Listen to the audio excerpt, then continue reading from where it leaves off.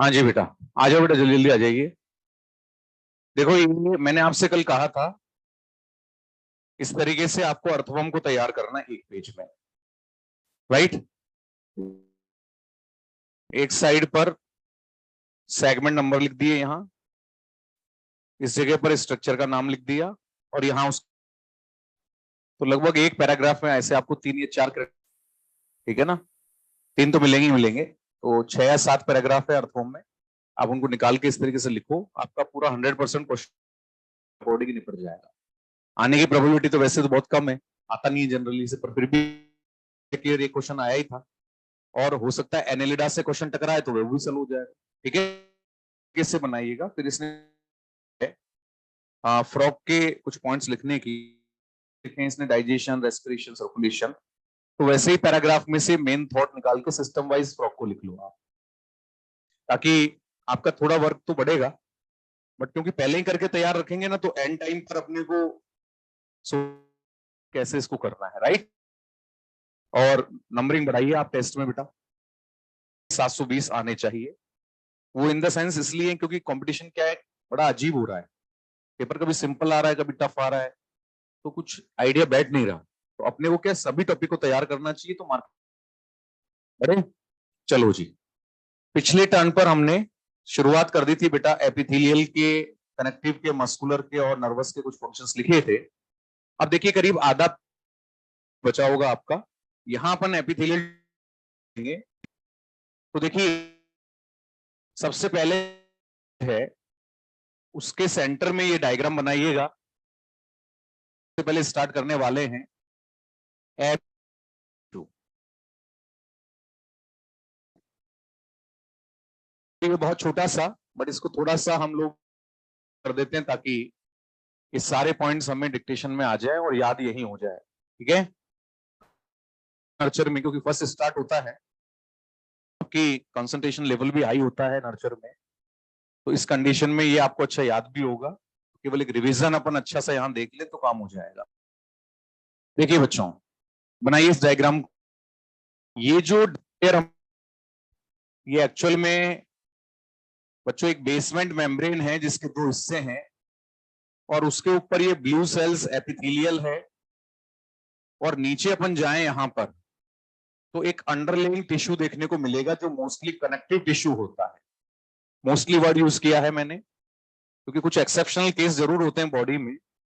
एक जगह तो आपको हार्ट की वॉल में तो ऊपर आपको एपिथेलियल टिश्यू देखने को मिलेगा, तो वो हम जब समय आएगा तो उस बात को डिस्कशन में लेंगे। तो आप देखिए ये एपिथेलियल का एक डायग्राम है, जिसको बीच में बनाओ, चारों तरफ लेबलिंग करें। ठीक है, तो हेडिंग डालते हैं सबसे पहले ऊपर, एपिथेलियल टिश्यू। आप जानते हैं ग्रीक वर्ड है एपिथेलिया, उससे डराइव हुआ है बच्चों एपिथेलियम, एपिथेलियल। राइट, बना दीजिए, लेबलिंग पे क्वेश्चन ले आएंगे, बना लो, नीचे बन जाएगा आराम से। ठीक है बेटा,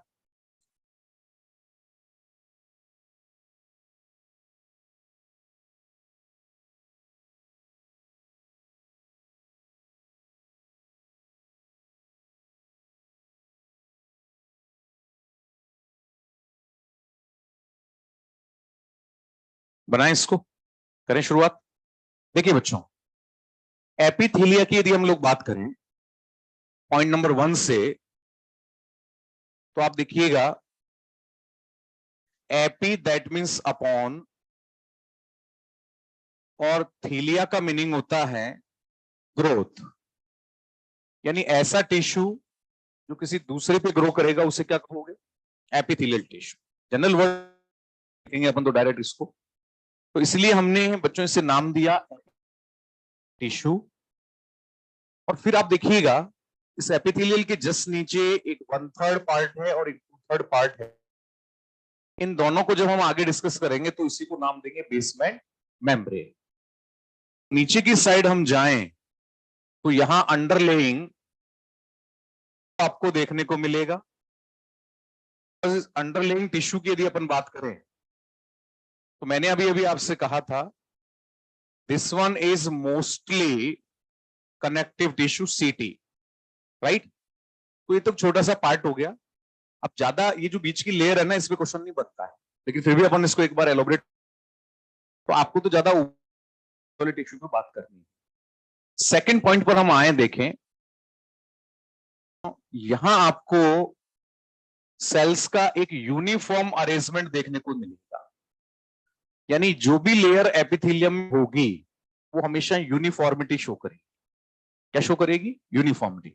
अब हाँ, ये जरूर है कि मल्टी लेयर में सेल्स अलग अलग हो सकते हैं, वहां यूनिफॉर्म लेयर नहीं देखेंगे। इन तो अपने को पता, एक साथ अपन ने एक जैसी सेल बनाई तो इसे अपन कहेंगे यूनिफॉर्म लेयर, राइट। अब जब हम इसको ऑब्जर्व करते हैं कि ये जो सेलुलर है, राइट, इसको हम देखें बेटा, हाँ जितनी भी सेल्स हैं दूसरे से बहुत कॉम्पैक्ट है, पास पास है, क्लोजली पैक्ड सेल्स। सेल्स कैसी हैं? Closely packed. लिखते रहो साथ साथ, क्योंकि सब चीजें मालूम है, क्वेश्चन के फॉर्म में थोड़ी देर बाद ले आएंगे तो अपने आप पता लग जाएगा। तो हमने क्या देखा कि यहां पर क्लोजली पैकेजिंग जो है वो सेल्स के बीच में देखने को मिलेगी, और जब पैकेजिंग है तो उसका आता है एनसीईआरटी के 101 पेज का फर्स्ट पैराग्राफ का लाइनिंग है, जो मैं आपको ऑलरेडी याद कीजिएगा। इंटर स्पेस प्रेजेंट, यानी हम ये देखें सेल के बीच में बहुत कम स्पेस देख। अब दिक्कत क्या आएगी कि हो सकता है कि वो एम्बिग्युइटी वाला क्वेश्चन डाल दे। वैसे तो ऐसा कोई टिश्यू नहीं है जिसमें आप इंटरसेलुलर को एब्सेंट करते हैं, हर जगह मिलेगा, चाहे छोटा हो चाहे बड़ा हो। लेकिन वो यहां एम्बिग्युइटी में कभी कभी डाल देता है, तो आपको हमेशा फर्स्ट प्रायोरिटी तो इसी को रखना है। और ऑप्शन में मान लो दिया ही नहीं हो, गलत होगा ये कंफर्म, बट क्योंकि क्वेश्चन दिया है तो अपन क्वेश्चन को तो गलत साबित नहीं कर सकते, तो हम यहां पर फिर प्रायोरिटी पर डाल देंगे एब्सेंट। किसको डालेंगे बेटा? एब्सेंट को। फिर आप आंसर दीजिएगा, तो उसका करेक्ट आंसर होगा। वैसे ऐसा इशू नहीं है जहां पर आपको कभी इंटरसेलुलर स्पेस नहीं मिले। बात समझ में आ गई? छोटा ही होगा जरूर, तो ये हमको ध्यान रखना है, little intercellular space present in epithelial tissue. Confirm? उसके बाद आप देखिएगा, जब स्पेस ही नहीं है तो फिर हम कह सकते हैं कि यहां ब्लड सप्लाई नहीं होगा। There will be no any blood supply present in tissue. कोई ऐसा सप्लाई का रास्ता ही नहीं है जहां से आप कैपिलरीज को पास आउट करें। यानी कुल मिला के मैं कह सकता हूं, नो ब्लड वेसल, ना ब्लड वेसल होंगी, बात है, ना ही वहां पर किसी तरीके की लिम्फ वेसल्स आपको देखने को, तो लिम्फ वेसल्स भी देखने को नहीं मिले। क्लियर? अब आप समझ ही जाइए कि टिश्यू बना है तो न्यूट्रिशन तो चाहिए, लेकिन दिक्कत यह है कि वेसल्स नहीं है, तो सीधी बात है हमें नीचे कुछ दिख रहा है, ब्लड सप्लाई बनी हुई है कनेक्टिव टिश्यू में, तो यहां से ब्लड सप्लाई न्यूट्रिशन प्रोवाइड करेगी through the diffusion in cells. तो यहां बेटा हम लोग पहुंचेंगे कहां तक? तो पॉइंट नंबर 6 क्या कहता है, सुनिए ध्यान से। पॉइंट नंबर 6 की हम बात करें कि यहां होगा, that is by underlying tissue. जो अंडरलेइंग टिश्यू है, कनेक्टिव टिश्यू दिया है, वही यहां पर ब्लड सप्लाई प्रोवाइड करेगा। कंफर्म? देखो एक दूसरे के साथ लिंक्ड है सारे पॉइंट, इसलिए सोचना ही नहीं है अपने को। क्लियर? तो देखो यहां कितने टाइप से एआर बने। यदि मैं 6 पॉइंट को एसर्शन बोलता हूं तो उसका रीजन 5th होगा, और वो नहीं दिया तो 4th होगा। देखो इसमें डबल आपको रीजन मिलेंगे, ये नहीं है, सॉरी ये एसर्शन है, रीजन है, और ये नहीं दिया सही जाएगा, तो लिटिल इंटरसेलुलर स्पेस की वजह से ब्लड सप्लाई क्या होगी? एब्सेंट हो गई, और इसलिए न्यूट्रिशन। कंफर्म है? फिर मैं ये कहूं कि मान लीजिए सपोज पॉइंट नंबर 5 वो किसी प्रकार से एसर्शन बनता है तो लिटिल इंटरसेलुलर स्पेस रीजन हो सकता है, और ये नहीं पैकेजिंग रीजन हो सकता है। अरे यस, यानी यहां आपको रीजन डबल मिलेंगे। रेड से ध्यान रखना, एक क्वेश्चन पे अपन बात कर रहे हैं, उधर ब्लू ग्रीन से अपन ने एक क्वेश्चन पे बात की है कि फिफ्थ नंबर को यदि एसेशन बना दें तो उसके भी दो रीजन होंगे, क्योंकि वहां लिटिल स्पेस की वजह से ऐसा हो रहा है, ब्लड सप्लाई नहीं आ रही, और लिटिल क्योंकि वहां पर कॉम्पैक्ट पैकेजिंग सेल की देखने को मिल रही है। तो इस तरीके से आप यहां पर AR को डिफाइन कर सकते हैं और अच्छी तरीके से यहां आपको बनता हुआ नजर आएगा। फिर बच्चों उसके बाद एनसीईआरटी क्या कहती है? एनसीईआरटी ने एक और पॉइंट डिस्कस किया, केवल जो भी कैरेक्टर लिख रहे हो उसमें दो ही कैरेक्टर दिए एनसीईआरटी ने, पॉइंट 4 एंड पॉइंट। इसने कहा कि ये जो टिश्यू है, मैं शॉर्ट में लिख रहा हूं, इट हैज फ्री सरफेस, इस पर आपको फ्री सरफेस देखने को मिलेगी। तो उसने कहा कहां किधर मिलेगी?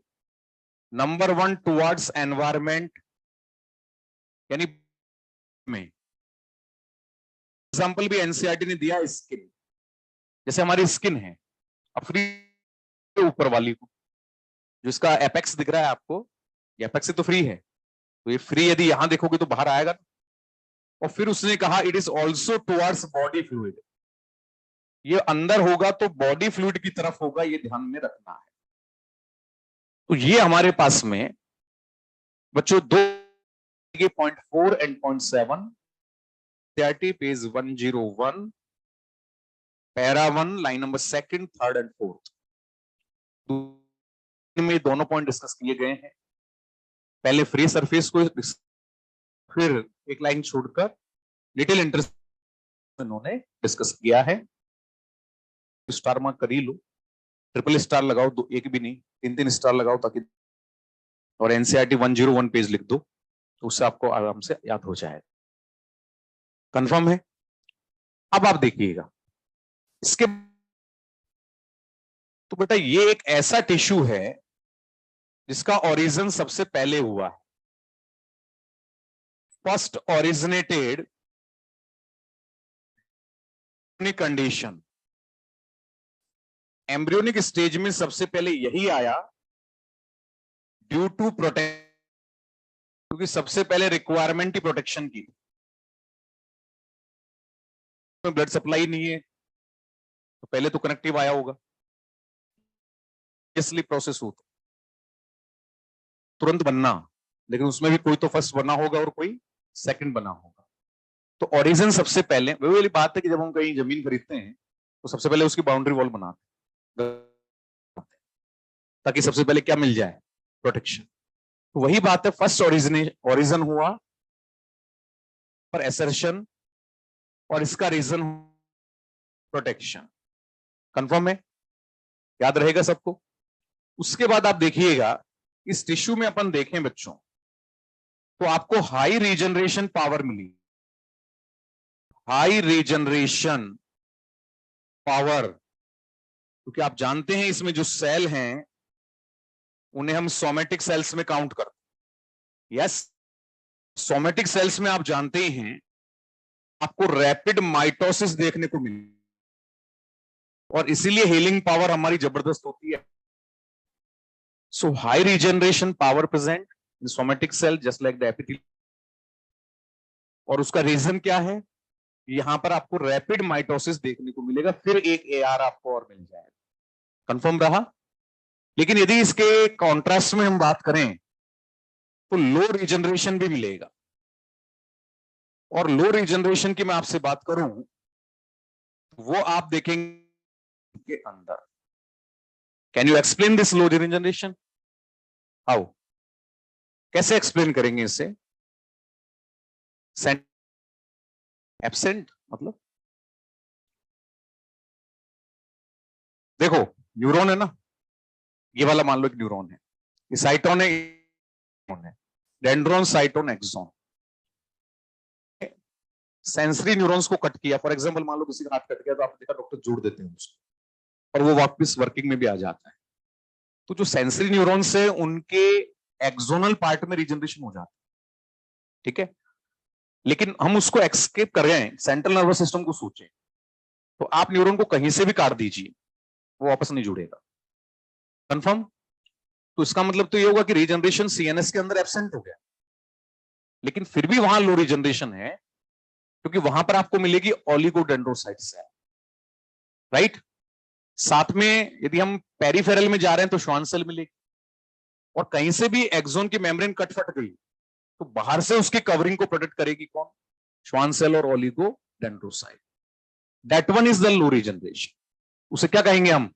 लो रीजनरेशन। भाई तोड़ दिया तो जुड़ेगा नहीं सीएनएस का न्यूरॉन, बट हल्की फुल्की रिपेयरिंग पॉसिबल है, ठीक है। श्वान सेल तो खुद रिपेयरिंग कर देती, उधर से माइलिन बनाकर ओलिगो कर देती है, और बच्चा कुचा जो मेन काम है रिपेयरिंग में वो एस्ट्रोसाइट करती है, क्योंकि एस्ट्रोसाइट ही मेन रिपेयर सेल होती है, याद कीजिएगा।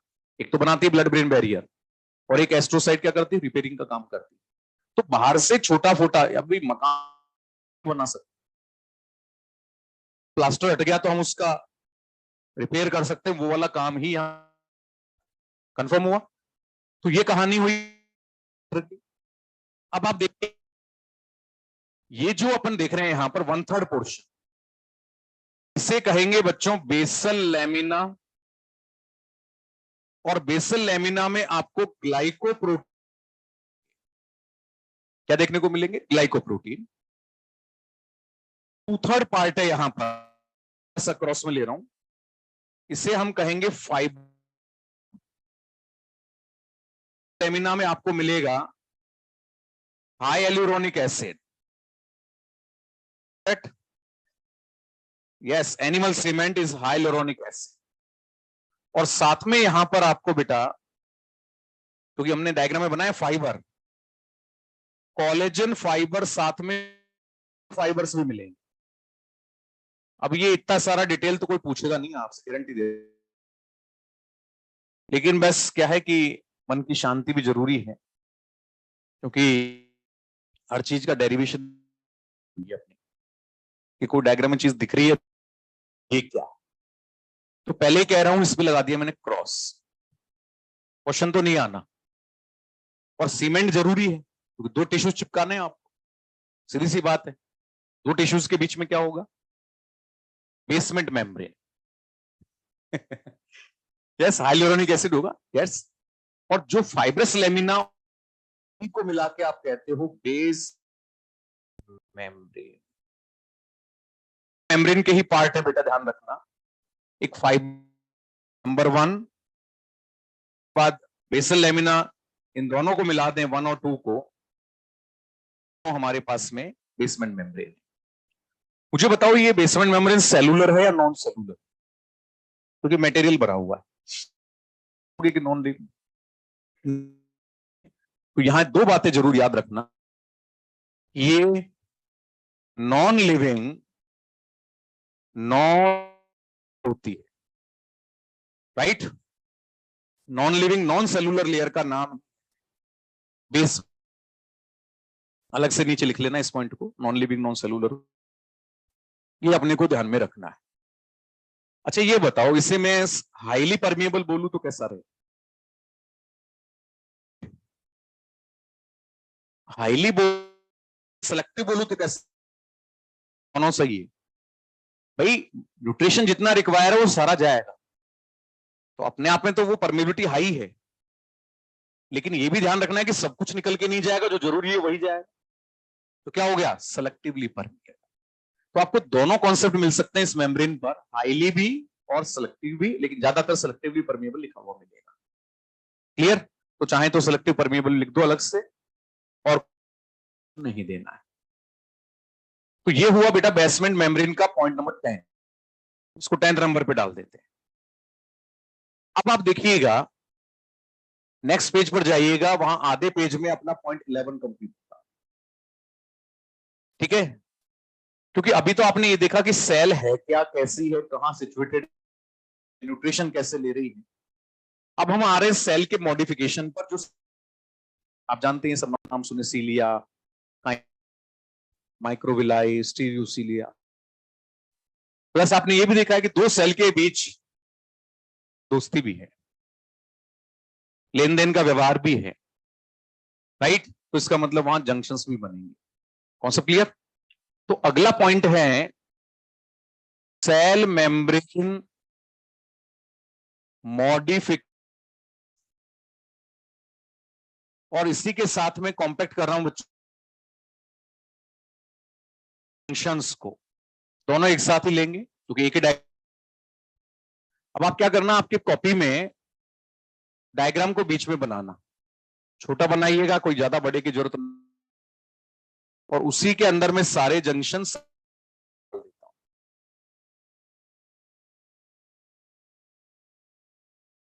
ये देखिए इस तरीके से एक सेल अपन बनाते हैं, मिशन वगैरह सब दिखा देंगे।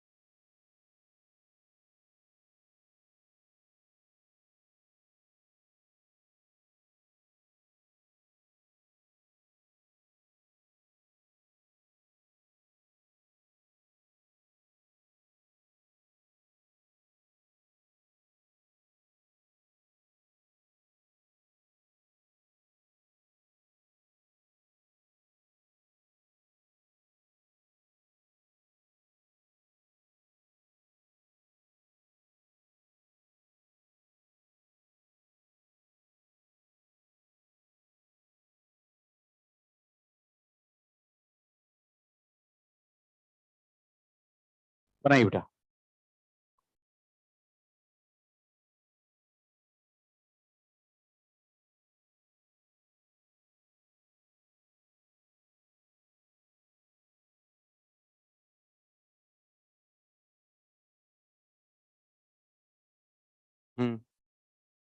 एब्सेंट होते हैं, असर्शन आए तो गलत मानेंगे क्योंकि एनसीईआरटी में नहीं है, तो हम उसे गलत बोलेंगे।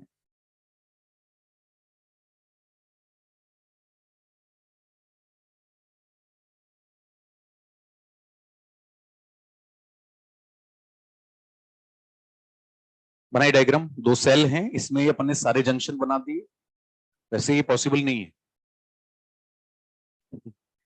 वैसे डायग्राम पॉसिबल नहीं है। डायग्राम मतलब सब कुछ आ जाए, सीलिया माइक्रोविलाई सब अपने डाल दिया, तो आइडेंटिकल डायग्राम अपने बनाया। वैसे जो जंक्शन से मोस्ट लाइकली कहां प्रेजेंट वो अपने को मालूम ही है, डायग्राम्स एपिथेलियल सेल का ही हो सकता है, ये भी सही है।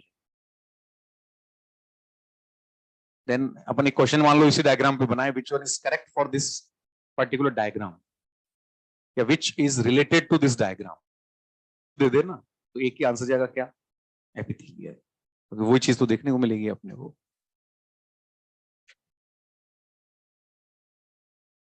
बन गया। पहले इधर के ये सीलिया माइक्रोविलाई बनाओ, फिर तो बीच में बनाते रहना, आप जंक्शन बाद में लेंगे। ठीक है, छोटा सा ये पॉइंट रिमूव कर रहा हूं मैं यहां से, क्योंकि जगह इधर थोड़ी सी अपने पास मिल जाए तो फिर दिक्कत नहीं आएगी। बस इतना ही चाहिए अपने को।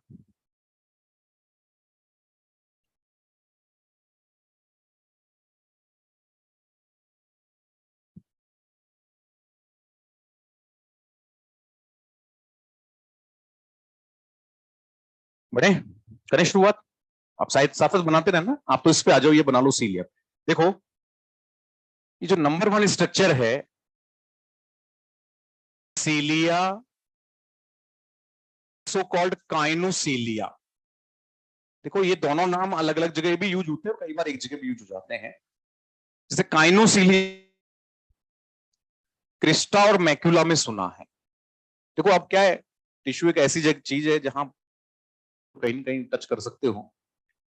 और फिर आपने एक नाम सुना स्टीरियोसीलिया, जो अपन नीचे लेंगे ये वाले, ये भी क्रिस्टा और मैक्यूला में मिलते हैं। याद आया? तो क्रिस्टा मैक्यूला में काइनोसीलिया और स्टीरियोसीलिया दोनों मिलते हैं। याद रहेगा? कोक्लिया पढ़ते हैं इंटरनल ईयर में, तो वहां पर और स्टीरियोसीलिया दोनों में से एक ही मिलेगा। बताओ क्या मिलेगा? ये आज का क्वेश्चन आपके लिए, जो आप घर से ढूंढ के लाएंगे। ठीक है, सभी को आना चाहिए। एनसीईआरटी 125 लिखा हुआ है। ठीक है, ये घर पे ढूंढना अभी रखो। क्रिस्टा में तो दोनों मिलेंगे, दोनों में से कौन मिलेगा ये आज का पक्का ढूंढना बेटा इसको जरूर। अब देखो जो सीलिया काइनोसीलिया हाथ के फिंगर जैसे इधर देखो, और ये रिदमिकली एक साथ कॉन्ट्रैक्ट होते हैं, तो इनका आगे जाना है पावर स्ट्रोक, और इस वजह से जो भी मटेरियल सामने, and that property is called conduction. और दो चीजों का कंडक्शन हम देखते हैं, एक किसी भी पार्टिकल हो सकता है, डस्ट पार्टिकल हो सकता है रेस्पिरेटरी सिस्टम में, और या फिर हम म्यूकस का कंडक्शन देखते हैं। फूड पार्टिकल और डस्ट पार्टिकल कंसिडर करो, और फिर यही कहीं पर भी मेम्ब्रेन में म्यूकस रिलीज हो रहा है, तो उसके कंडक्शन के लिए भी क्या हो सकता है, प्रेजेंट हो सकता है। राइट? तो सीलिया काइनोसीलियम को अपन देखें तो सबसे पहले मोटाइल है और साथ में बच्चों कॉन्ट्रैक्टाइल है। ये दो प्रॉपर्टी तो याद रखना, मोटाइल कॉन्ट्रैक्टाइल प्रॉपर्टी आपको देखने को मिलेगी। और बच्चों जहां से ओरिजिनेट होते हैं वहां से आपकी सेल बायोलॉजी शुरू हो जाती है, यहां आपको मिलेगी ओरिजिनेटेड बाय बेसल। याद कीजिए माइक्रोट्यूबुल अरेंजमेंट के अंदर बाहर निकले +2 और बेसल ग्रेन्यूल में 9+0। याद था? हमें नहीं जाना, हम तो कहेंगे बेसल ग्रेन्यूल क्या है ये ध्यान होना चाहिए। और यहां से ओरिजिन हुआ किसका, तो कॉन्ट्रैक्टाइल मोटाइल तो है ही, लेकिन जब हम इसका फंक्शन देखते हैं, रखना है conduction of particles and also mucus. तो म्यूकस का कंडक्शन करेगा, पार्टिकल्स का कंडक्शन करेगा, ध्यान रखिएगा, नोट करते जाएं। तो कंडक्शन की बात हुई, सीलिया के साथ मोटाइल नेचर है कॉन्ट्रैक्ट, और ये भी कि यहां पर इसमें इसका पावर स्ट्रोक और रिवर्स स्ट्रोक, पावर स्ट्रोक और रिवर्स स्ट्रोक की कहानियां सबसे ज्यादा हो सकता क्वेश्चन में ऐसे कुछ वर्ड्स डाल दे, तो लिंक तो पता ही है कि पावर स्ट्रोक रिवर्स स्ट्रोक हमेशा सीलिया के साथ कंसिडर होंगे। अब जहां जहां ये है उसका बेहतरीन एग्जांपल भी आपको एक कॉमन सेंस में याद होना चाहिए, पक्का। सबसे उसने कहा कि सीलिएटेड एपिथेलियम फैलोपियन ट्यूब में मिलती है, फिर उसने कहा कि ब्रोंकियल्स में मिलती है। ये दो एग्जांपल तो एनसीईआरटी के हैं, जो ध्यान रखें। Second paragraph last line last word, उस पेज पर लास्ट में दो ही वर्ड लिखे हैं, फैलोपियन ट्यूब और ब्रोंकियल्स, ध्यान रखना। उसके अलावा बच्चों ट्रैक, और देखो मैं यहां लिख रहा हूं यूट्रस। अब आप कहोगे सर यूट्रस पूरे यूट्रस में नहीं मिलता, वहां तो सिंपल कॉल्यूमनर एपिथेलियम मिलती, बट कुछ जगह पर स्मॉल पैचेस होते हैं। किसके? सीलिया। स्मॉल पैचेस जो गैमेट ट्रांसपोर्टेशन के लिए आफ्टर द कॉपुलेशन रिक्वायर्ड होते। ठीक है, बाकी गैमेट के लिए आप तो जानते हैं फैलोपियन ट्यूब में काम आएंगे। तो fallopian tube, bronchioles, trachea, uterus, ये 4 एग्जांपल याद रखने इसके सीलिया के। ये तो हुआ बेटा हमारा पहला मॉडिफिकेशन जिसका नाम। अब आते हैं दूसरे पर, लिखते जाइए फटाफट से, पक्का। नेचर ध्यान रखना, फंक्शन याद रखना और एग्जांपल याद रखना, तीन ही बातें याद रखते हैं। दूसरा स्ट्रक्चर आपकी फिंगर्स के जैसा है, आप नाम देंगे माइक्रो, कंफर्म। और जहां माइक्रोविलाई प्रेजेंट होते हैं वहां आप लेयर को बोलते हैं ब्रश बॉर्डर। ब्रश बॉर्डर बनती है। अब आप जानते हो एक तो फ्लैट मेम्ब्रेन हो जिसपे कोई प्रोजेक्शन नहीं हो और एक पे फिंगर लगा दें अपन, तो सरफेस एरिया बढ़ रहा है।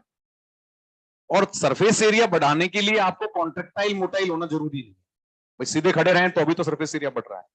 तो इनके नेचर में अपन जाएं तो नॉन मोटाइल कॉन्ट्रेक्टाइल नेचर वाले होंगे। जो सामने छोटी फिंगर बनाई है इसे क्या बोलेंगे? नॉन मोटाइल और कंफर्म। अब उसके बाद अपन देखें तो इनका जो फंक्शन है वो मालूम है, increase area of absorption. Confirm है। और ऐसी जगह यदि ढूंढे बॉडी में तो भैया आपको पीसीटी मिलेगी, आपको इंटेस्टाइन मिलेगी, आपको गॉल ब्लैडर भी मिलेगा। कंफर्म है? राइट? क्या क्या मिलेगा? PCT, intestine, gall bladder. अब यहां एक क्वेश्चन बनता है, राइट? इससे पूछे, दो बच्चों से पूछते हैं जो थोड़ी देर बात कर रहे थे। चिंटू, चश्मे वाला बच्चा, यस, आपसे पूछूंगा। खड़े हो जाओ। आपके, हाँ ये तू बैठ जा बेटा पीछे। इन दोनों में सरफेस एरिया में क्या डिफरेंस है? दोनों जगह माइक्रोविलाई है। क्या इन दोनों का सरफेस एरिया एक जैसा या अलग अलग होगा? और अलग अलग होगा तो कितना अलग होगा? अलग अलग होगा। ये बताओ दोनों में से कहां एब्जॉर्प्शन ज्यादा होगा? पीसीटी में। सही बता रहा है? गलत आंसर है, intestine. 20 times more surface area provided by microvilli in intestine of the body. समझ में आया? इतना जल्दी कितना खाते हो, फटाफट डाइजेस्ट करके एब्जॉर्ब कर जाते। सही बात है कि नहीं है? और वो नेफ्रॉन की छोटी सी ट्यूब जो कि माइक्रो अंदर जाकर आप माइक्रोविलाई ढूंढ रहे हैं, नो डाउट सरफेस एरिया कम ही मिलेगा। ध्यान रखना। अच्छा क्वेश्चन है तो ध्यान रखना चाहिए इसका। यहां अपने को ध्यान रखना है 20 टाइम्स मोर। इंटेस्टाइन पर लिखना बेटा, 20 टाइम्स ज्यादा आपको इंटेस्टाइन में सरफेस एरिया मिलेगा। ओके, ये कंपैरिजन है। फिर उसके बाद देखो पीसीटी में तो आप जानते ही हो हाई थ्रेशोल्ड कुछ एब्जॉर्ब हो जाता है, amino acid etcetera, right? Maximum reabsorption हुआ इसी वजह से, याद आ रहा होगा। लेकिन क्या जरूरत पड़ी गॉल ब्लैडर में माइक्रोविलाई? इसे बाइल कॉन्सेंट्रेट करना है, पानी पीना है इसे। समझ में आया? और जब पानी पिएंगे तो ही तो हमारा बेहतरीन इमल्सिफिकेशन होगा। याद आया? चलो जी आगे बढ़ते हैं। छोटी छोटी फिजियोलॉजी की बातें हैं। आया स्टीरियो सीलिया। इनके अंदर जो आप एपेक्स देखोगे बच्चों तो नैरो होगा, आपको दिख रहा है। और इसका जो बेस है वो ब्रॉड होगा, जैसा कि एपेक्स नैरो, बेस ब्रॉड होगा। और साथ में ये भी कहानी तो वही बोलते हैं माइक्रोविलाई की, नॉन मोटाइल और non contractile. Non motile, contractile, right? अब जब आप कॉन्ट्रेक्शन कर ही नहीं रहे हैं तो फंक्शन भी सेम जा रहा है। इंक्रीज एरिया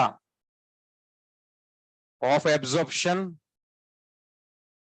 एब्जॉर्प्शन का एरिया ये भी बढ़ाएंगे पक्का। एब्जॉर्प्शन का एरिया ये, और ये कहां मिलेंगे? मेल रिप्रोडक्टिव सिस्टम में। एग्जाम्पल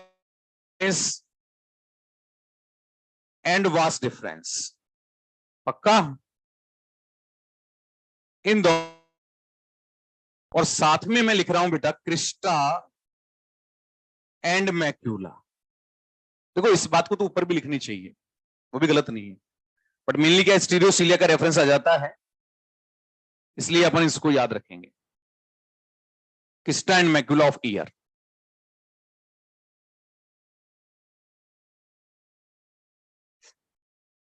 क्या फंक्शन है एपिडर्मिस वास डिफरेंस?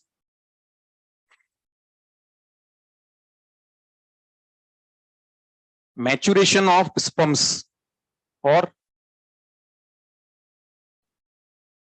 एक और बताता हूं आपको, आपने पढ़े हैं, it is also related to the absorption of dead sperms, क्योंकि आपने यहां लिखा एरिया ऑफ एब्जॉर्प्शन, और जो एक्सेस लिक्विड रिलीज होता है उसको भी एब्जॉर्ब करने का काम स्टीरियोसीलिया ही करता है एपिडर्मिस वास डिफरेंस, क्योंकि अपन ने फंक्शन लिखा है एब्जॉर्प्शन। अब आप मैच्योरेशन की बात कर रहे हैं, आप स्पर्म्स को कई कह रहे हैं रोके रखने की बात कर रहे हैं, this is not logical. Logical है इसके बेस फंक्शन से, it is related to the absorption of dead sperms as well as excess liquid. समझ में आया? बाद में लिख लेंगे, अभी तो केवल एग्जांपल याद करें। Concept clear? माइक्रोविलाई को जरूर याद रखना, इन तीनों में वही ज्यादा है, और उसे आप कहेंगे पिग, PIG पिग। कंफर्म? याद रख लेना तीनों एग्जांपल, क्योंकि यही बार बार एपिथेलियम में भी गड़बड़ करती है लाइन, माइक्रोविलाई वाली। PIG याद रखना, PCT इंटेस्टाइन और गॉल ब्लैडर। ये थे बेटा मॉडिफिकेशन, आते हैं सेल जंक्शन पर। पहले वाला जो, इसमें आप पहले लेबलिंग कर दो, ये जो मोटी वाली वॉल है इससे कहेंगे सेल प्लेट। जो फाइबर अंदर दिख रहे हैं साइटो, वो है टोनोफा, नाम याद आया होगा, इंपॉर्टेंट है। और जो फाइबर दोनों के बीच में है रेड कलर, ये है बेटा इंटर सेलू, अब डिजिटेशन कहां आ गए, राइट? इंटर डिजिटेशन नहीं, इंटर सेलुलर फाइबर की बात चल रही, डिजिटेशन तो फिंगर लाइक कि एक मोटी सेल प्लेट है, उसके दो तरफ फाइबर हैं, एक टोनो फाइबर और इंटरसेलुलर फाइबर बीच में। इंटरसेलुलर लॉकिंग करते हैं, इंटरलॉकिंग। अब देखो बड़े आसानी से याद रखो, कोई इसमें भागा दौड़ी नहीं होनी चाहिए। सीलिया ये है, माइक्रोविलाई ये है, और स्टीरियोसीलिया और बड़े हो गए, ये स्टेबल होते हैं दोनों, अपने आप आंसर आ जाएगा पक्का। यहां पर भी कुछ भी नहीं सोचना, सीधी बात है कि हम पड़ोसी के साथ अच्छा व्यवहार भी चाहते हैं, लेन देन चलता रहेगा, चीनी चाय मांगता है, पर तो आप ले जाए, हमारे घर में देंगे, रखेंगे। एक दीवार है जो दोनों का सपोर्टिव लेयर है, सही बात है कि नहीं? तो आपके दोस्त को आपने आरा चाहिए, सही बात है कि उसको भी चाहिए ना, तो वाइस वर्सा। फिर कभी जरूरत पड़ जाए तो पेन मांग ले, या कुछ खाने पीने का पड़ा हो तो वो मांग ले, लेकिन वो नालायक जब आपको देगा तो पूरा बिस्किट का पैकेट नहीं देगा, 2-3 बिस्किट निकाल के देगा, बाकी अपने पास भी रखेगा, क्योंकि खुद भी न्यूट्रिएंट डेफिशिएंट नहीं, देता ही नहीं है। तो बेटा फिर वहां जंक्शन नहीं बनते, ध्यान रखना। जंक्शन का मतलब तो संधि जानते हो ना, जो के बीच में दो देश के बीच में संधि हुआ करती थी। इसने, मैं सोचू यार कहीं मैंने भी तो पढ़ी थी, हाँ, और फिर संधि विच्छेद भी हुआ था। वाह बेटा तुम दोनों, राइट? अच्छी बात है, याद होना चाहिए सारी चीजें। देखो अंग्रेजी एक लेवल तक ही ठीक है भाई साहब, अभी तुम कितने ही बड़े अंग्रेज बन जाओ, गारंटी से पेशेंट के साथ तो उसी की लोकल लैंग्वेज में करोगे।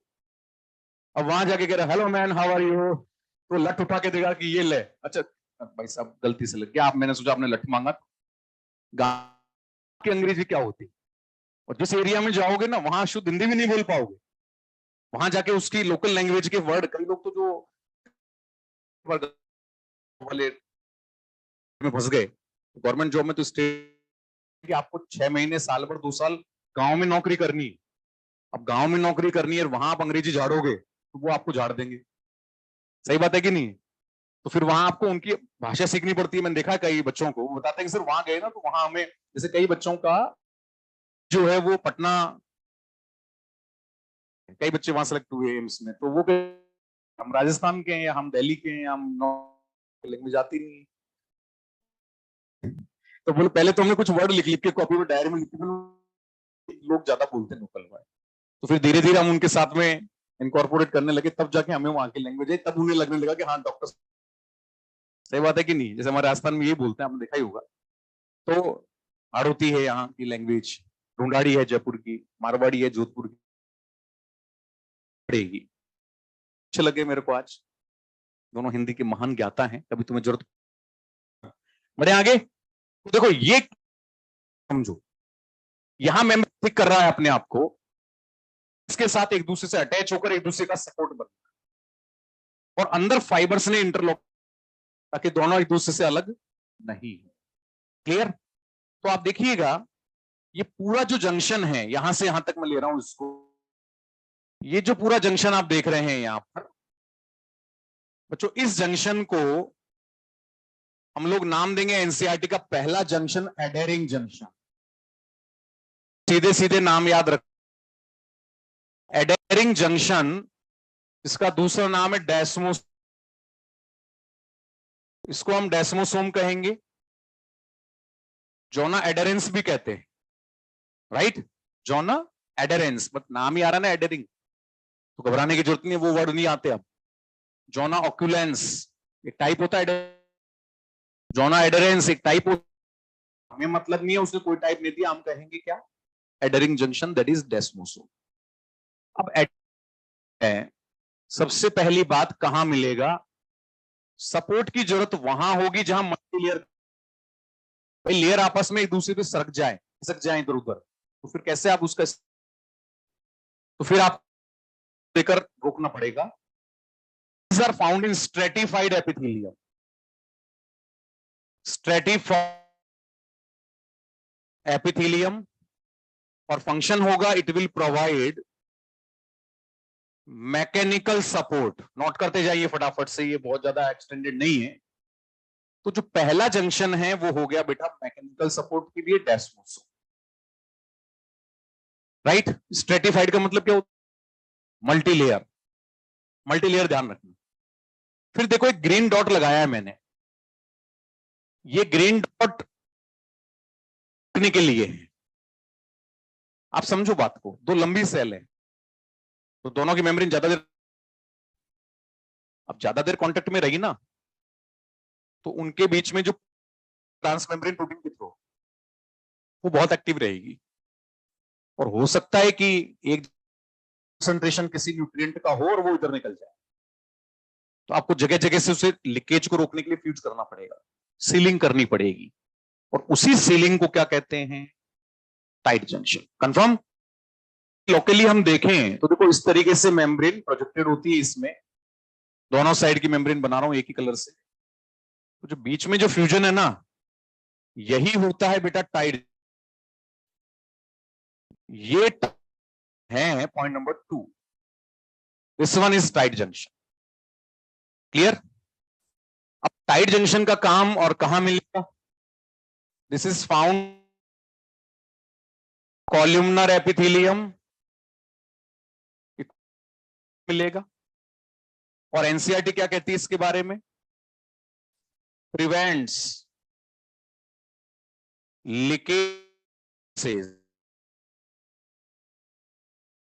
Leakage of substances across T, ये एनसीईआरटी का लाइन रेट, बाकी कुछ इसको मॉडिफाइड नहीं करना है, सेम याद रखना है। तो ये हुआ बेटा टाइट जंक्शन। क्लियर? फिर देखो कुछ जगह ऐसी हैं जहां आपको एक्टिविटी फास्ट करनी पड़ती है बॉडी, तो आप मटेरियल को फास्ट ट्रांसपोर्ट भी करोगे, for muscles, for example electrical synapse, you know about the electrical synapse. बहुत तेजी से मटेरियल ट्रांसपोर्ट भी करना, और मटेरियल में आएगा ion, small big molecules.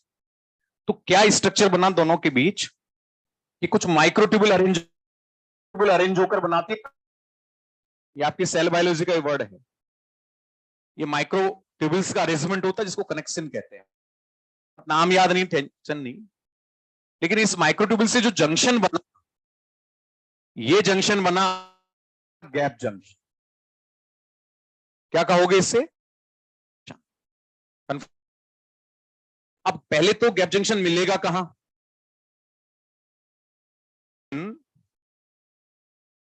Cardiac muscles and also electrical synapse. Cardiac muscle में और इलेक्ट्रिकल सिनेप्स में मिलेंगे, ध्यान रखना। या मैं ऐसा कह दूं, gap electrical synapse, gap junction is electrical synapse. सही है? अरे सही है भाई, क्योंकि गैप जंक्शन जहां लगे होते हैं वही तो इलेक्ट्रिकल सिनेप्स। समझे आप? अरे बात को समझो। नहीं समझ में आई? आएगी समझ में। देखो, पहली बात करें कार्डियक मसल्स। इधर से आयन पास हुआ इस ट्यूबुल में और इधर निकल जाएगा, राइट? तो आपने देखा कि एक न्यूरॉन इधर है, एक न्यूरॉन इधर है। ये प्री साइनेप्टिक न्यूरॉन, ये पोस्ट साइनेप्टिक न्यूरॉन, बीच में लगा दी ट्यूब, तो तुरंत आने जाएगा ना। तो ये जो जंक्शन है, यही तो इलेक्ट्रिकल सिनेप्स हुआ। और इसलिए एनसीईआरटी ने इलेक्ट्रिकल सिनेप्स के बारे में केवल 3 लाइन लिखी है, पेज नंबर 319 के फर्स्ट पैराग्राफ की लास्ट की 5 लाइन। पहला वर्ड दिया, it's conduction is just like the conduction of axon. इसका ट्रांसमिशन कैसा होगा? जैसे कि एक्सॉन, क्योंकि एक्सॉन में भी तो आयन ही ट्रांसपोर्ट होता है, याद करो। याद आया? और फिर उसने लिखा है लास्ट लाइन में, these are rare in our system. ये हमारे सिस्टम में ज्यादा नहीं होते क्योंकि फास्ट होते, इतना तेज फास्ट है कि आपके ऑर्गन फड़फड़ा जाएंगे, इसलिए ज्यादा जगह पर मिलेंगे नहीं आपको ये जंक्शन। समझ में आया? ये सिनेप्स नहीं मिलते, कार्डियक मसल्स में बन जाते हैं, कुछ थोड़े बहुत ब्रेन में हो, कुछ एलिमेंट्री कैनाल की वॉल में हो, बाकी और बॉडी में। अच्छा एक चीज सोचो, तो बड़ा धीरे काम करने की आदत है, ये तो बीएमआर है उसका, और इधर से आयन फटाफट हो जाए, ऐसा पॉसिबल है? उसकी मेम्ब्रेन इसलिए ये रेयर होते ऑन इलेक्ट्रिकल सिनेप्सिस, राइट? तो ये तो मिले कहां, मेरे पता लग गया। अच्छा दूसरी बात, एक और जगह है जो आपने पढ़ी हुई है, at the time of delivery in uterine there will be gap junction formed by the action of the estrogen hormone. जब एस्ट्रोजन हार्मोन का एक्शन होता डिलीवरी के टाइम पर जो यूट्रस के मसल्स हैं वो मल्टी यूनिट हो, बहुत सारी यूनिट्स होती हैं उनकी वॉल में है, उसमें मल्टीपल। कौन सी? Smooth muscle. अब आप सोचो कि एक मसल में कॉन्ट्रैक्शन करा दिया तो उससे लेबर पेन जनरेट नहीं होगा, पार्चुरेशन में हेल्प नहीं होगी। तो जितनी भी मसल्स हैं उन सबका एक यूनिट फॉर्म में काम करना जरूरी है। समझ में आया? और एक यूनिट में तभी काम कर पाएंगे जब वो आपस में लिंक हो। लिंक कब होंगी? जब बनेगा क्या? Gap junction. इस वजह से वो पूरा एक चैम्बर के फॉर्म में काम करता है और एक साथ कॉन्ट्रैक्ट होता है, तब जाके डिलीवरी पॉसिबल होती है। तो गैप जंक्शन ध्यान, गैप जंक्शन में NCERT, this is for transport of ions, small molecule and sometime big molecules. Big molecule, ये अपने को ध्यान में रखना है। हाथों हाथ अंडरलाइन कर लेना आज उस पेज को, जो पढ़ते जाओ फिजियोलॉजी में, क्योंकि टाइम नहीं है आपके पास।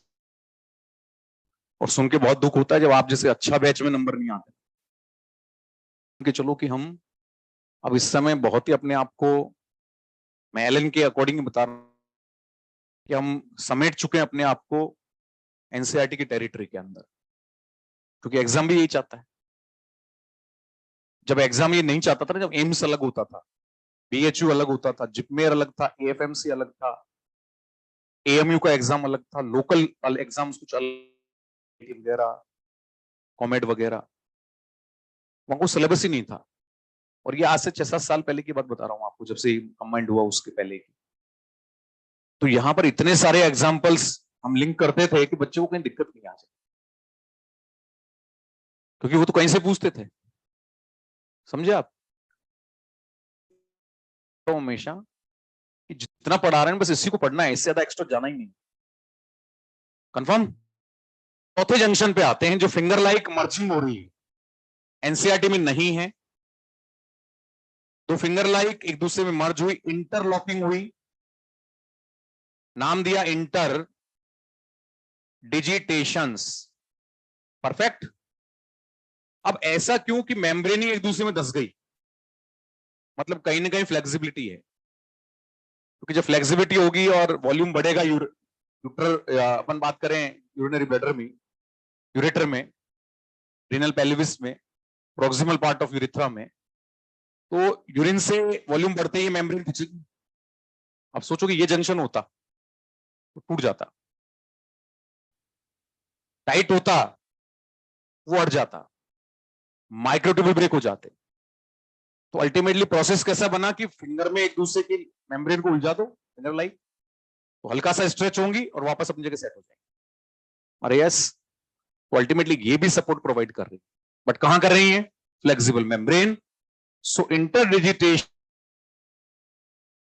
फाउंड इन फ्लेक्सिबल मेम्ब्रेन, और बेटा उसका नाम है, सुना होगा, ट्रांजिशनल एपिथेलियम।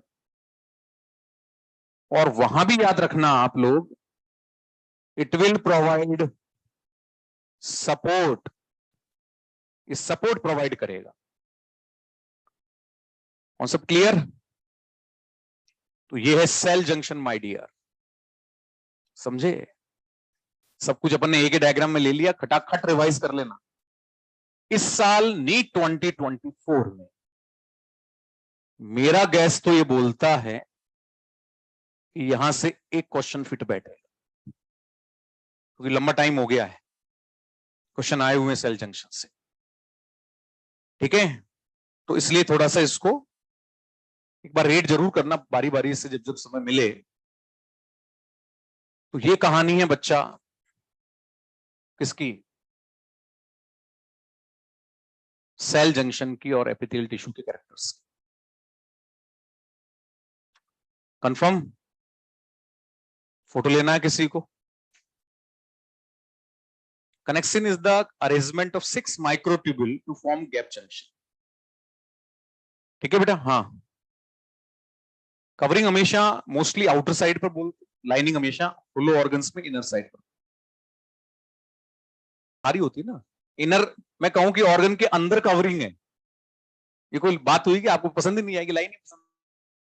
तो ये हमेशा आपको ध्यान रखना चाहिए कि जो रिकवरिंग है वो तो रनिंग नहीं, कवरिंग वो तो हमेशा कहां होगी? मैं ले लेता हूं, फिर मैं इसको भेज दूंगा तुम लोगों को। आजा बेटा।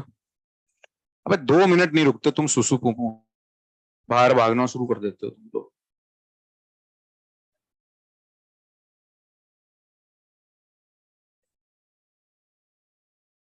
है बेटा? क्लियर नहीं आता है? चलो जी, आ जाएगा, क्लियर भी आएगा। बढ़े आगे। ऑफ एपिथेलियम,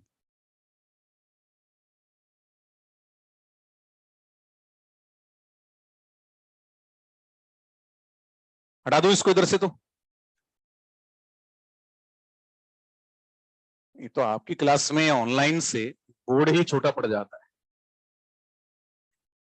है बेटा? क्योंकि मेरी तो लगभग ये आदत रही है कि एक लेक्चर में डस्टर उठाना ही नहीं, ताकि जल्दी से काम पूरा हो जाए, मैक्सिमम चीजें एक जगह आ जाए। पढ़े?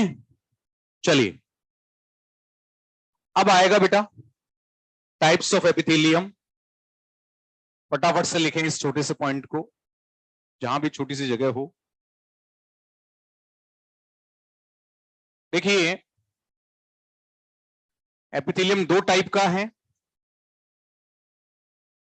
Number 1 simple and number 2 compound.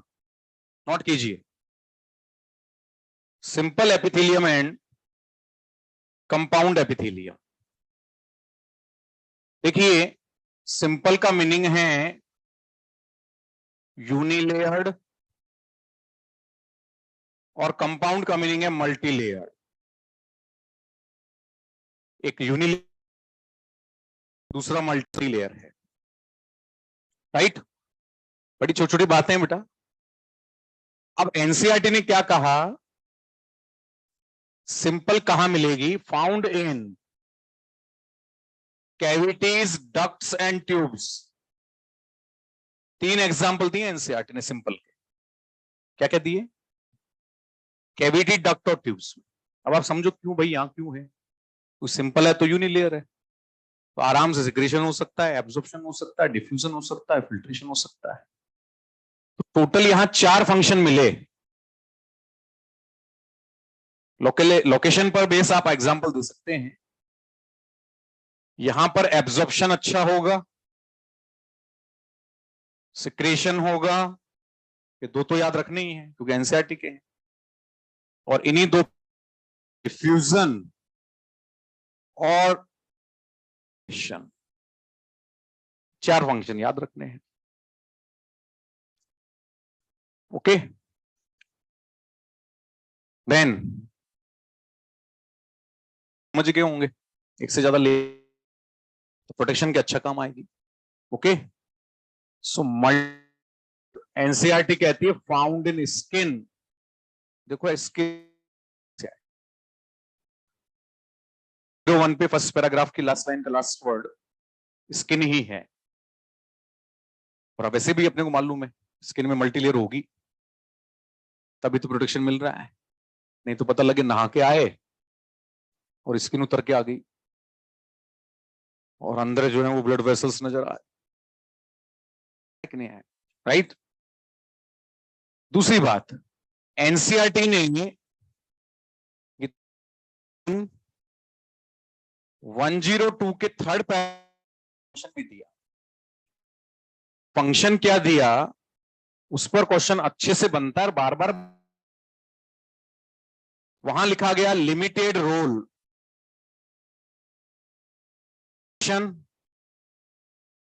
Yes,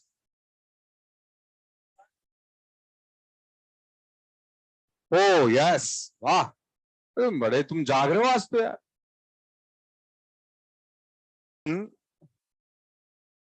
Absorption and secretion, and the main role in protection, और उसके लिए भी एक वर्ड दिया अगेंस्ट,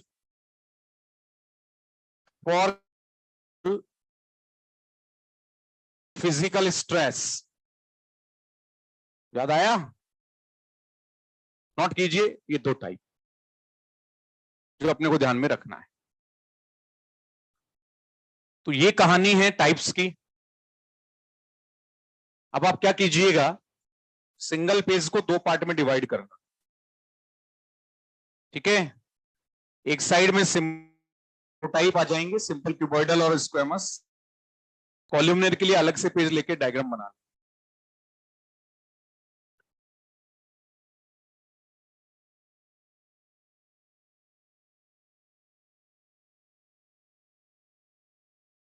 राइट। बड़े पर चलते हैं जिसे आपने नाम दिए, क्योंकि चार्ट बन जाएगा आपका यहीं पर। जैसे मैं बताऊं वैसे कर लेना, डबल मेहनत नहीं करनी पड़ेगी। सिंगल पेज को 2 पार्ट में डिवाइड कर लो, और कॉपी को काम करो सीधा रखना, स्ट्रेट डिवाइड कर दो, उससे आराम से 2 हो जाएंगे कॉलम। हाँ ऐसे कर दो, जितना पेज बच रहा है उसी से, यहां से शुरू वहीं से कर दो। ओके, चलिए साहब इसके 4 टाइप डिस्कस करेंगे, स्क्वेमस, क्यूबॉइडल, कॉलमनर और सूडो स्ट्रेटिफाइड। पक्का। तो देखो सिंपल एपिथेलियम में फर्स्ट टाइप है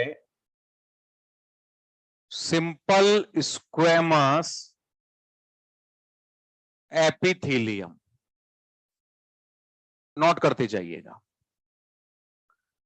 पहला जो टाइप है, first type is simple square. हर चीज का मीनिंग याद रखो अपने आप है। यूनिलेयर्ड स्क्वेमस का meaning flat cells with irregular boundary लिखा है, मार्जिन लिखा आ सकता है। Flat cells with irregular boundary, और साथ में इस फ्लैट सेल में याद रखना राउंड न्यूक्लियस होगा। There will be round nucleus in flat cell. Cell with irregular margin, note करते जाओ साथ साथ, एक एक पॉइंट आ जाएगा। और उसमें न्यूक्लियस फ्लैट नहीं होगा, दिखेगा जरूर डायग्राम में देखना, लेकिन होगा राउंड। फिर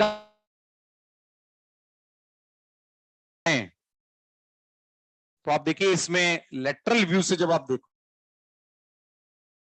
तो स्लेट आपको थोड़ा सा जो फ्लैट दिखेगा एपिथेलियम में, तो अंदर जब न्यूक्लियस और फ्लैट दिखेगा, बट नहीं राउंड देना है आंसर, क्योंकि ये तो लेटरल व्यू है। बट हाँ, लेटरल की थिकनेस कितनी है एपिथेलियम में, और पता लगा कि तो सबसे पतली है, और इसलिए इसे नाम दे थिनेस्ट एपिथेलियम। पक्का? और जब थिनेस्ट एपिथेलियम हुई तभी तो फंक्शन यहां पर क्या हुआ। आप सोचो, देखो इस बात को, जब पतली हो गई तो थोड़ा सा सेल में एक विड्थ होता, लेंथ होता, मटेरियल एब्जॉर्ब करके रख सकती थी, कुछ बना के भी रख सकती थी और बाद में रिलीज भी कर सकती थी। या तो जगह ही नहीं बनाने के लिए, कुछ रखने के लिए, तो ये तो कहती है हर पार जाइए बस। Process is diffusion and test होने से फंक्शन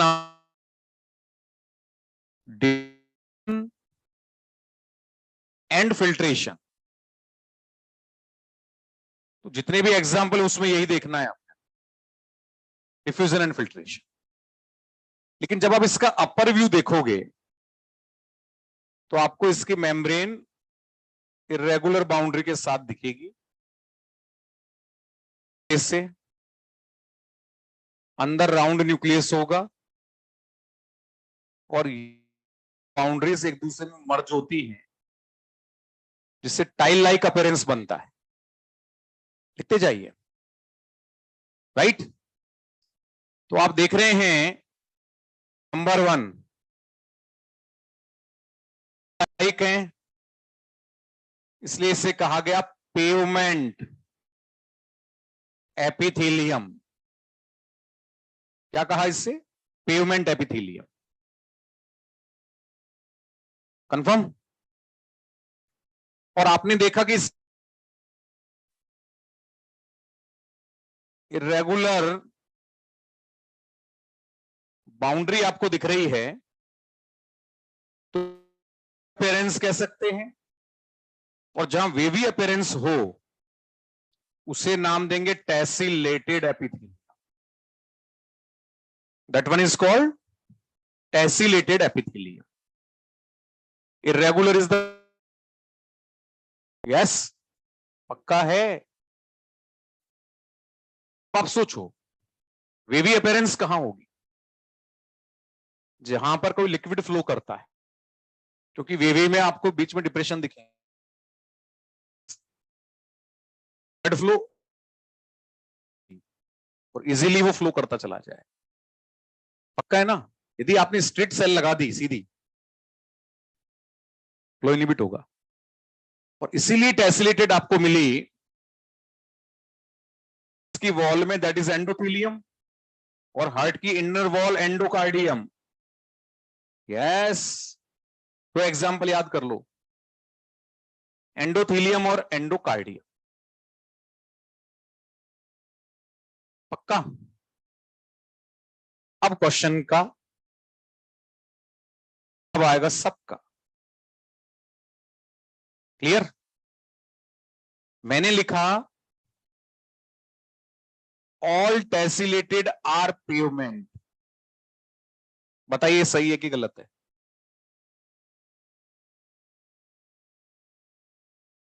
मैंने कहा ऑल टेसिलेटेड आर पेवमेंट एपिथेलियम। कुछ किसको छोड़े? आप बताएं, हम तो उसी को छोड़ दें। लिवर को छोड़ें, लंग्स को छोड़ें, किडनी को छोड़ें या दिमाग को छोड़ें? बताइए आपका दिमाग क्या कहता है, हम किसको छोड़ें?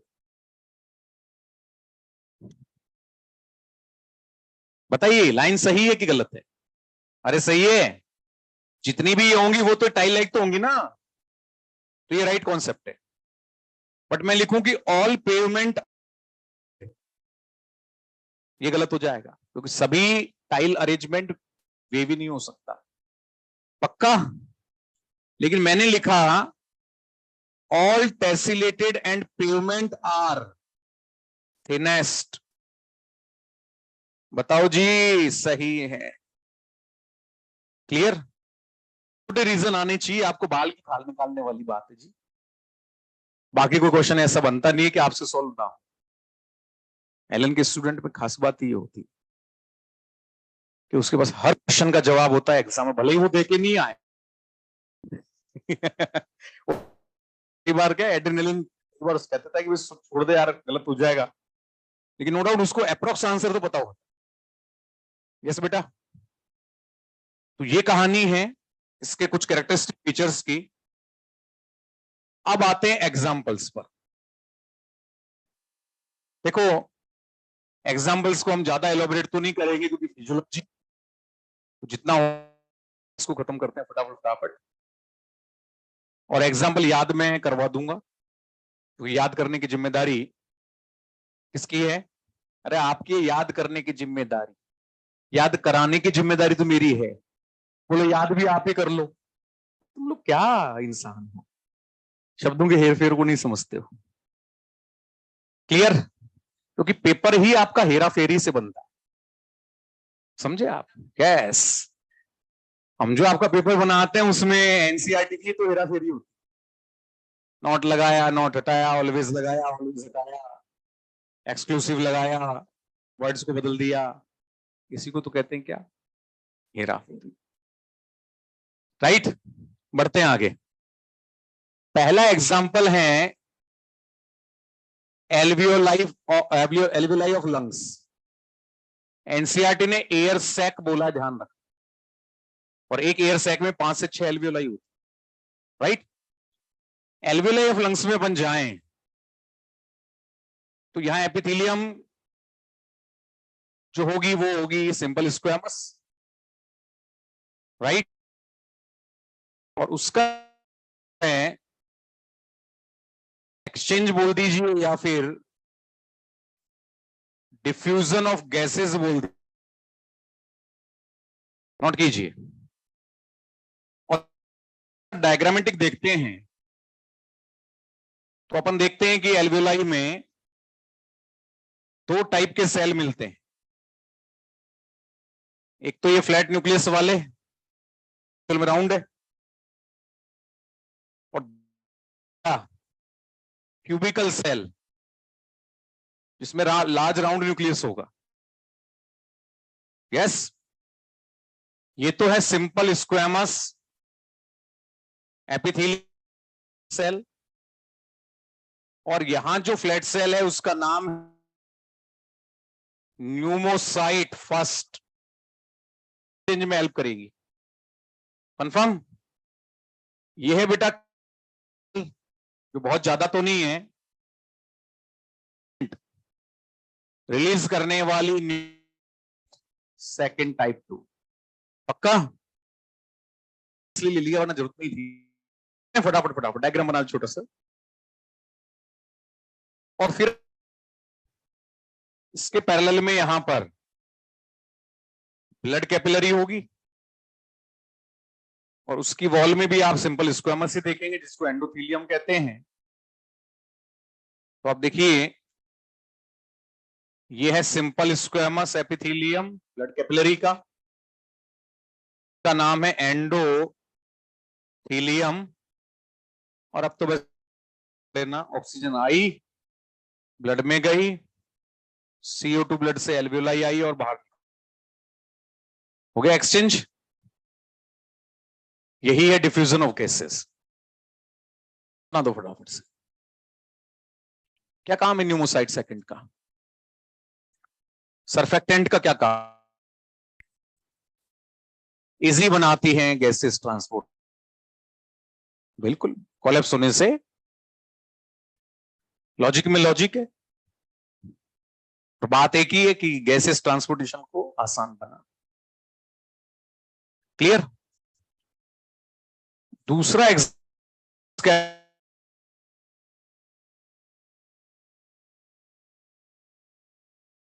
बॉमन्स कैप्सूल अंदर भी आपको सिंपल स्क्वायर, जैसा कि आपको मालूम ही है, this is the cup like structure. Like अंदर की जो सेल्स होंगे स्क्वेमस, वो थोड़ी इस तरीके से आप देखिएगा, उनमें फ्लैटनेस ज्यादा होगा compare to the out squamous sales.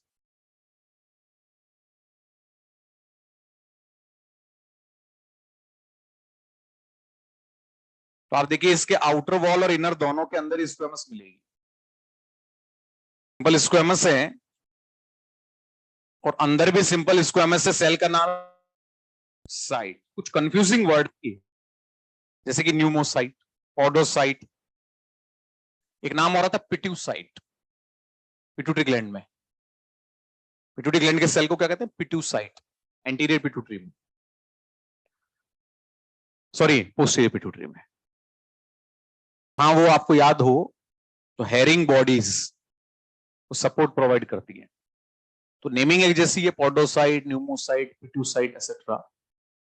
अब पॉडोसाइट मोर फ्लैटेंड सेल है और आप जानते ही हैं कि यहां फिल्टर होने के लिए ब्लड आएगा वाया द एफरेंट और इफरेंट आर्टेरियोल।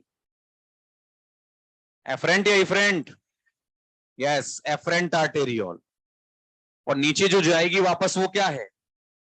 दोनों में डायमीटर किसका ज्यादा है? एफरेंट का। और यहां एक फाइन ट्यूबुलर नेटवर्क होगा कैपिलरीज का। और यहां भी अपने को मालूम है कि सिंपल स्क्वेमस ही होगी। Yes, endothelium. तो जब आप यहां फिल्टर करोगे तो प्रोसेस का नाम होगा अल्ट्रा फिल्ट्रेशन। पक्का? और अब जानते हैं कि इसी अल्ट्रा फिल्ट्रेशन में 3 प्रेशर काम करते हैं, तब जाके नेट फिल्ट्रेट प्रेशर आता है। इसी भाषा में समझो, एक वो प्रेशर जो ब्लड लगाएगा प्रेशर होगा, एक वो प्रेशर जो कैपिलरी की प्रेशर, जिस मॉलिक्यूल फ्रंट प्रेशर और 2 हुए रिवर्स प्रेशर, माइनस किया तो आया नेट फिल्ट्रेट प्रेशर। समझ में आया कि नहीं आया? BCOP माइनस CO, याद कीजिए। ऑस्मोटिक प्रेशर दोनों प्लस कीजिए, BCOP में से माइनस कीजिए, तो नेट फिल्टर प्रेशर प्राप्त कीजिए, जिसकी वैल्यू होती है डैश डैश डैश। ये याद कर लो लालाओ। तुम यदि आंसर नहीं दो, मैं घुमा घुम, फिजियोलॉजी में तो आता ही मजा है पढ़ाने। मैं कह रहा हूं इतना लिंक है ना ये टॉपिक। तो ये बात बता रहा हूं बेटा, ये बात मुझे बताई दिशा गोयल ने। दिशा गोयल 2014 का 14 जो एम्स था उसका 3rd रैंक होल्डर लड़की थी, और 2 बार एग्जाम मैंने आपको बताया, उसमें वो 11वीं रैंक में आई। फिर तो वो उसने ये बताया, क्योंकि वो अभी भी उसका मतलब बहुत शालीन नेचर है, डॉक्टर बन गई, लेकिन आप मतलब उसको देखोगे, उससे बात करो, इसलिए डॉक्टर कहते हैं कि अच्छे संस्कार जब दिए जाते हैं बच्चों को तो वो जमीन से जुड़ा रहता है। तो उसने बताया कि सर फर्स्ट ईयर में हम कम से कम एम्स में आधे ज्यादा स्टूडेंट होते हैं एलन के, टेंशन में आ जाते थे, क्योंकि बेसिक ऐसे मान लो आप, बेसिक ह्यूमन फिजियोलॉजी एनाटॉमी चलती है, तो नर्वस एंडोक्राइन और ये सब मैंने ही पढ़ाए थे उनको 2 साल तक। तो सूटा सूट आंसर जाते उनके, क्वेश्चन पूछे हाथ खड़ा करे, क्वेश्चन पूछे हाथ खड़ा करे, अल्टीमेटली टीचर ने डांट दिया उसको। वो आंसर नहीं देगी बार बार। उसने बोला कि कहां से पढ़ के आई हो, पूरी क्लास बोलती एलन से। तो मुझे तो लगता है कि वो भी अब खौफ में आ गए। सही बात है ना। और रियल में नो डाउट, क्योंकि अपन तो बाल की खाल निकाल रहे थे, टॉपिक में भी टॉपिक निकाल रहे, ज्यादा नहीं पढ़ा रहे लेकिन बात कर रहे पूरी। अब फिजियोलॉजी में इससे हटके कहां हुआ। तो हर टीचर की खास बात होती है फिजियोलॉजी में, को बेस क्लियर करता रहता है, बच्चे पढ़ लें अच्छे से तो वो आगे भी उसको वही चीज देखने को मिलती है। ठीक, आगे एक धार्मिक बुक पढ़ेंगे आप, गायटन। ठीक है, एक बुक आएगी आपका जो एमबीबीएस का धर्म ग्रंथ, गायटन। गायटन की जो बुक होती है वो बेस माना जाता है मेडिकल फिजियोलॉजी का। और उसमें इतने बारीक वर्ड्स लिखे हुए थे पहले तो, पिछली एडिशन में तो क्या, और शायद उसमें ये इतनी चौड़ी बुक है, ये इतनी मोटाई है, करीब मान के चलिए 3,500 पेज है। बट गए ना आप उसके किसी एक पेज को पढ़ने के लिए, तो गारंटी से कह रहा हूं कि जब जब पढ़ने का मन करेगा तो उस किताब को पढ़ने। क्लियर। तो ऐसी चीजें लाइफ में आएंगी आपके अभी। अरे ये तो कुछ भी पढ़ाई तो अभी बहुत बाकी है, बट वो क्या टेंशन, कुछ भी पढ़ सकते हैं। अभी थोड़ा सा टेंशन है कि हमारा मार्जिन सेट हो रहा है कि नहीं हो रहा। तो ये क्या हुआ बेटा, अल्ट्रा फिल्ट्रेशन, प्रेशर वाली बात अब नहीं है। तीसरे एग्जाम्पल पे आते हैं, लूले, इसी नेफ्रॉन का पार्ट है। अलग अलग इसलिए बना रहे हैं क्योंकि डायग्राम में जगह अपनी बच जाएगी। और आप जानते ही हैं लूप ऑफ हेनले में एसेंड, याद आया, this one is the loop of Henle. देखो नीचे आने वाली आर्म क्या है, डिसेंडिंग आर्म,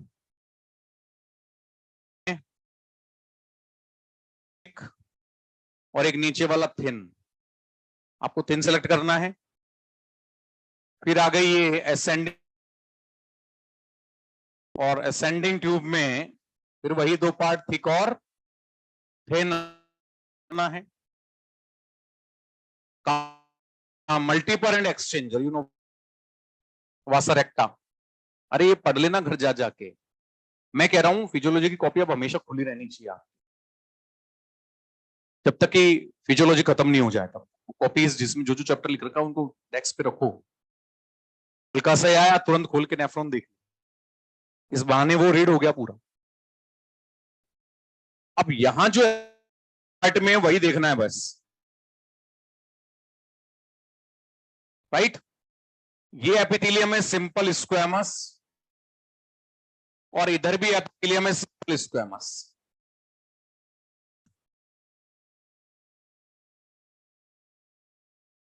मैक्सिमम रिएब्जॉर्प्शन कर चुके होंगे, तो यहां वाटर पड़ेगा, लेकिन रेफरेंस में ब्लड में वाटर कम होगा, तो यहां से हम निकाल देंगे वाटर और ब्लड में भेज देंगे। You know about the hypotonic hypertonic, right. और जब आप वाटर भेजोगे तो कंसंट्रेशन, तो उसे बैलेंस करने के लिए आप क्या कर रहे हो, यहां से NaCl रिलीज कर दोगे, काउंटर करंट मल्टी पर। बताओ भाई, अरे वासरेक्टा होगा ना यहाँ, तो ये उधर गया और ये भी गया, दोनों के बीच में रिलेशनशिप क्या है, वासरेक्टा और लूप ऑफ हेनले के बीच।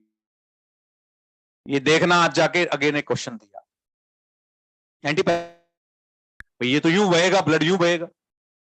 अब ये देखना क्या किया हमने, ओके। लूप ऑफ हेनले के बाद पेरिकार्डियम, कार्डियम, और एक हमने लिखा बेटा, सॉरी, मीजोथीलियम